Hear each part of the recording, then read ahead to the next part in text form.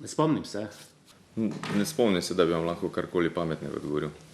Da bi tako v kakšnih konkretnih imenih, karkoli tazga, se ne spomnim. Zdaj bi mogla zelo pomisliti, no.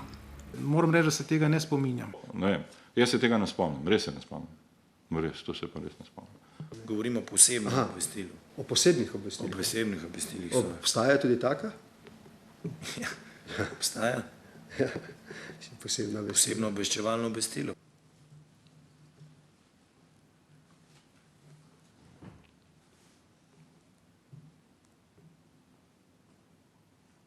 Zdaj, jaz se tega ne spomnim. To se pa zdaj res ne spomnim več. To ni bilo... Kdo vam je prvi predlagal, da postanete kandidatka za predsednico vlade?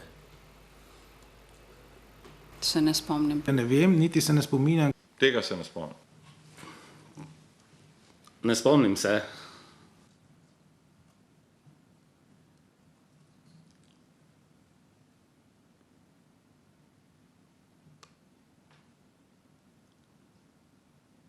Zdaj, se ne spomnim tega.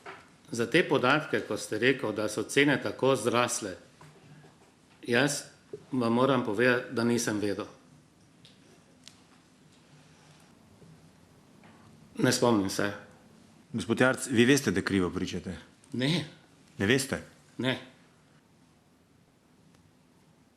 Ja, za ta porast, te procente, ko je gospod Vrtovec rekel, jaz nisem vedel. Nisem vedel. Niste? Ne, nisem vedel.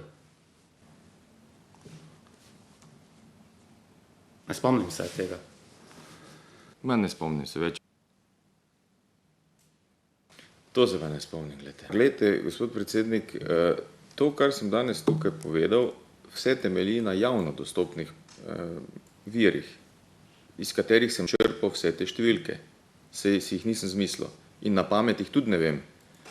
Za 6, 7 let, 8 let nazaj, pa vam moram razražarati. Mislim, jaz vseeno nimam takega spomina, da bi se za 7, 8 let nazaj spomnil za točno, koliko je bil nekdo izpostavljen do NKM.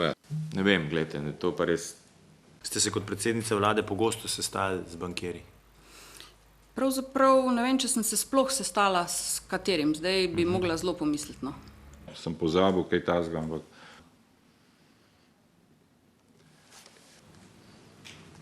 To se ne spomnim. Mi smo celo imeli eno obdobje izvršilnega direktorja, ki je pokrival povezana podjetja. Ja? Koga? Ne spomnim se, ampak imeli smo ga.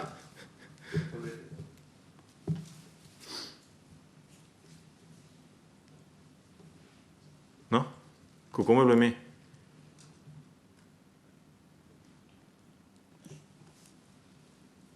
Ne spomnim se.